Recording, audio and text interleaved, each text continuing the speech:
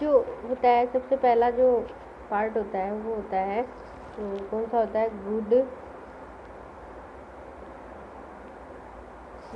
Good morning वाला। उसके बाद में होता है आफ्टरनून। उसके बाद में होता है इवनिंग वाला।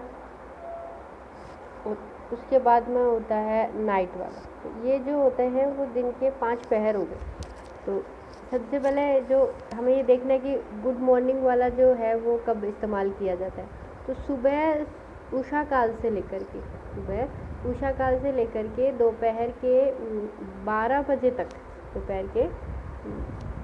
बजे तक, हमें जिस चीज़ का इस्तेमाल करना है वो कौन सा वर्ड होगा, गुड मॉर्निंग होगा। जैसे इसमें कुछ वाक्य भी दिए जा रहे हैं, जैसे वाक्य जैसे यहाँ पर दिए जा रहे हैं, जैसे नमस्ते दादाजी, यानी गुड मॉर्निंग ग्रैंडपा। और आप देख रहे हैं कि अगर ये वाक्य लिखा जा रहा है कुछ इस तरह से लिखा जा रहा है, गुड मॉर्निंग, यानी यहाँ पर कोमा लगाया। इसके अलावा यहाँ इन्होंने क्या लिखा, ग्रैंडपा लिखा। क्या लिखा, ग्रैंडपा लिखा। उसके बाद में ये वाला चिन्ह लगाया, आप अच्छे से देख सकते हैं। तो इस तरह से लिखने का तरीका इस तरह से होता है अंग्रेजी में, और इस तरह से अभिवादन होता है। इसके अलावा good morning dad, good morning sir हो गया। इसके अलावा उसके बाद में 12 से लेकर के 5 बजे तक का टाइम होता है, वो आफ्टरनून में चला जाता है।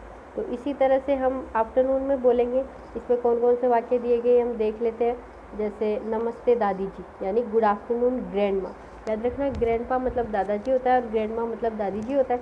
नमस्ते माता जी, यानी गुड आफ्टरनून मम्मी। और नमस्ते बेटी, गुड आफ्टरनून डियर। ठीक है। अब 5 बजे के बाद अगर अपन देखें तो उसमें जो टाइम होता है वो किस में चला जाता है, इवनिंग में चला जाता है। ठीक है, कहाँ चला जाता है, इवनिंग में चला जाता है। तो गुड इवनिंग अंकल, एक याद रखना, अंकल बोला जाता है चाचा को। आगे इस चीज़ को देखो भी आप, आंटी हो गया चाची। ठीक है, तो good evening uncle, good evening aunty, good evening dear. अगर ठीक है, ये हो गए। अब नाइट की अगर बात करें तो नाइट में अगर आपको कोई गुड नाइट बोलता है तो आपको क्या बोलता है, आपको क्या बोलना है, स्वीट ड्रीम्स।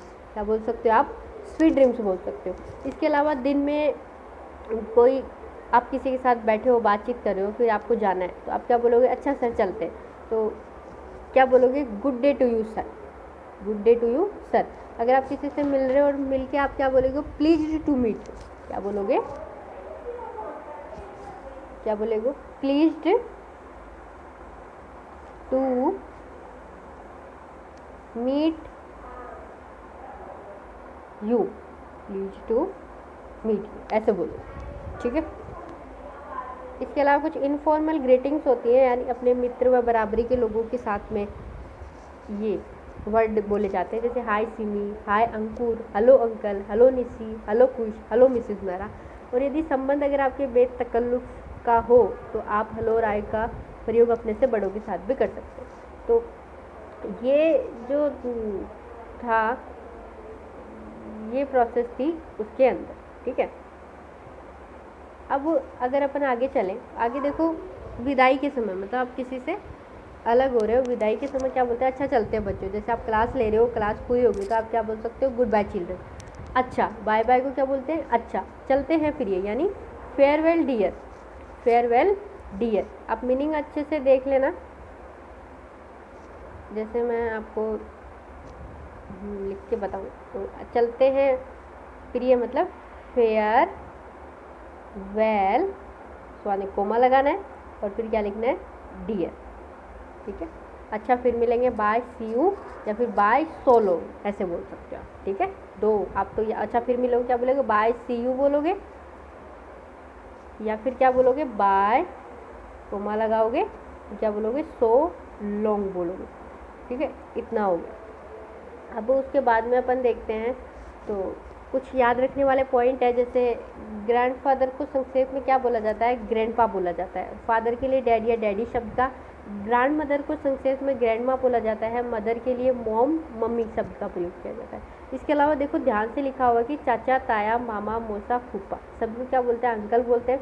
और चाची, ताई, मामी, मौसी, बुआ जी सबको क्या बोलते हैं, आंट। 3 मीनिंग यहाँ पे दे रखी है, AUNT आंट, इसके अलावा AUNTY आंटी, इसके अलावा AUNTIE आंटी। इस तरह से 3 शब्दों का उपयोग हम कर सकते हैं। इसके अलावा देखो किसी भी पुरुष के लिए आदर्शसूचक शब्द कौन सा होता है, सर, और महिला के लिए कौन सा होता है, मैडम। चचेरे, ममेरे, इसके अलावा चचेरे, ममेरे, मौसेरे या फूफेरे भाई या बहन है तो उसको क्या बोलेंगे, कजन। सिर्फ ओनली क्या बोलेंगे, ओनली कजन शब्द का उपयोग करेंगे। क्या, किस शब्द का उपयोग करेंगे, कजन। ओनली कजन शब्द का उपयोग करेंगे, कजन ब्रदर या कजन सिस्टर में। अब ये देखो यहाँ पर 3 चीज़ें आपको दी गई हैं। 3 चीज़ें कैसे दी गई हैं, जैसे एक तो यहाँ पर दिया गया है कि, एक तो यहाँ पर क्या दिया गया है, मिसेज वर्ड दिया गया है। कौन सा वर्ड दिया गया है, मिसेज। तो मिसेज वर्ड कहाँ लगाते हैं, कोई भी विवाहित महिला है उसके नाम से पहले क्या लगाते हैं, मिसेज। और अगर अविवाहित है, अगर अविवाहित है तो मिस लगाते हैं। और अगर आप इस वर्ड का उपयोग करते हो, MS, यानी इसका वर्ड में मिस ही होता है। ये कब यूज करते हैं, जब अविवाहित या विवाहित किसी भी स्त्री के लिए इस नाम का उपयोग करें। तो ये बातें आप ध्यान रखना, मिसेज विवाहित के आगे नाम से पहले लगता है, मिस अविवाहित के नाम से पहले लगता है, और MS जो है वो अविवाहित या विवाहित दोनों के नाम से पहले लग सकता है। तो ये हमारा फर्स्ट डे था और ये हमारा फर्स्ट चैप्टर था, जो कि आज जो है वो कंप्लीट हो चुका है। तो इस तरह से हम अपने 60 डेज कवर करेंगे। क्वेश्चन आंसर भी होंगे, इसके अलावा कुछ प्रैक्टिस भी होगी, सारी मैं आपको विद नोट्स वगैरह प्रोवाइड करूँगी। आप स्क्रीनशॉट लेके नोट्स बना भी सकते हैं, लिख भी सकते हैं। इसी प्रकार से हम MSc के जो नोट्स हैं, MSc क्लासेस केमिस्ट्री के, उसके नोट्स को भी देखेंगे। इसके अलावा जो भी चीज़ें मैं सीख रही हूँ, चाहे वो 2nd ग्रेड हो, टैली हो, या कंप्यूटर साइंस से रिलेटेड हो, या फिर कोई और नॉलेज जो मैं गेन कर रही हूँ, वो मैं इन वीडियोस के थ्रू आप तक पहुँचाऊँगी, ताकि आप भी मेरे साथ सीख सकें। तो please like, share and subscribe my channel. Thank you so much. आज का वीडियो पूरा